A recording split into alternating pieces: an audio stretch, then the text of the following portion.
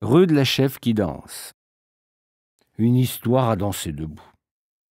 Il était une fois à 2 pas de l'église de Recouvrance, une rue au nom si joli que j'espère que personne n'aura l'idée saugrenue de la débaptiser au profit d'un homme célèbre, important ou orgueilleux.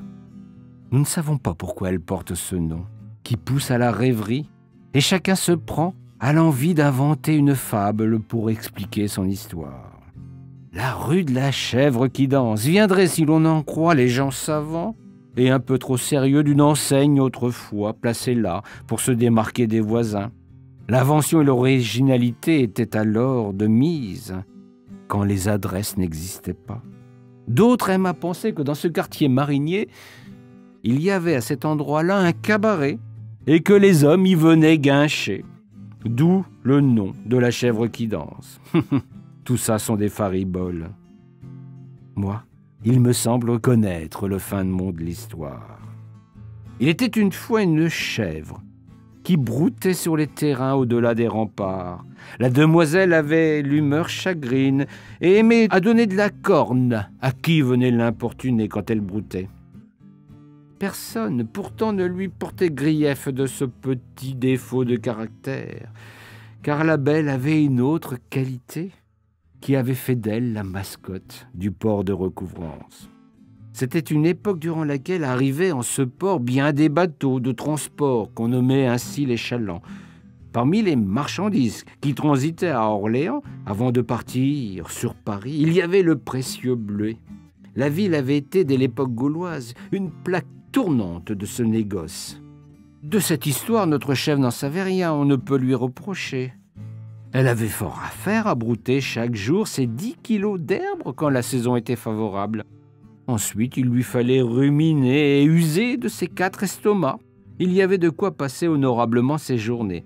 Pourtant, elle ne supportait guère la monotonie de sa vie de chèvre. Elle n'était pas comme la Blanquette de la fable. Elle ne s'imaginait pas d'ailleurs que l'herbe était plus verte ailleurs. Là n'était pas sa fantaisie de demoiselle. Ce qui la rendait chèvre, plus encore qu'elle ne l'était, c'était l'arrivée sur le quai des chalands.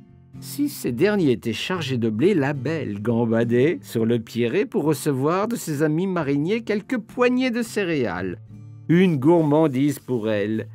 Elle becquetait alors d'une voix chevrotante, si particulière qu'il y avait toujours une main compatissante pour la satisfaire.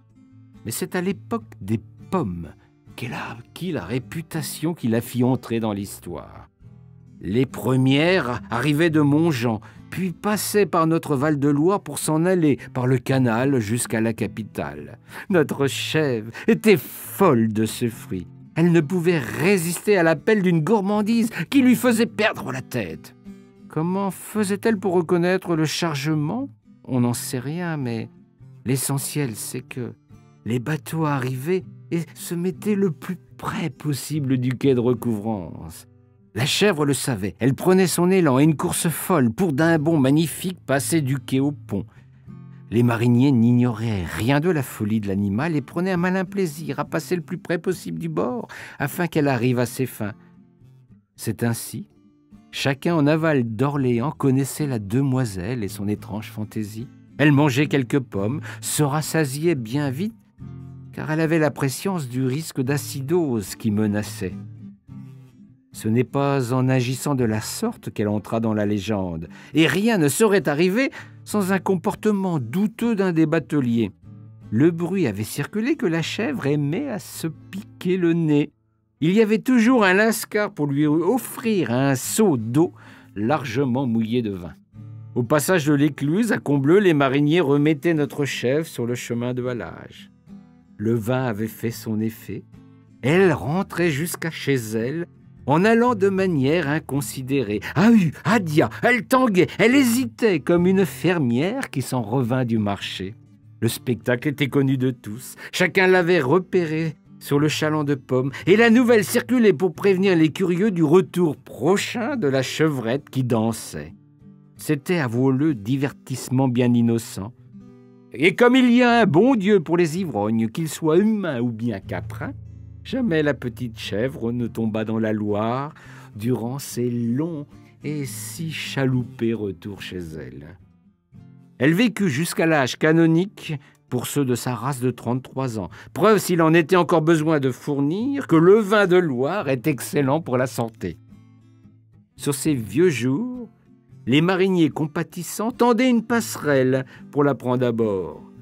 Il se dit aussi qu'il mettait un peu moins de vin dans son eau, chacun craignant d'accélérer son trépas. Il n'empêche, elle rentrait toujours aussi pompette, l'effet placebo sans doute.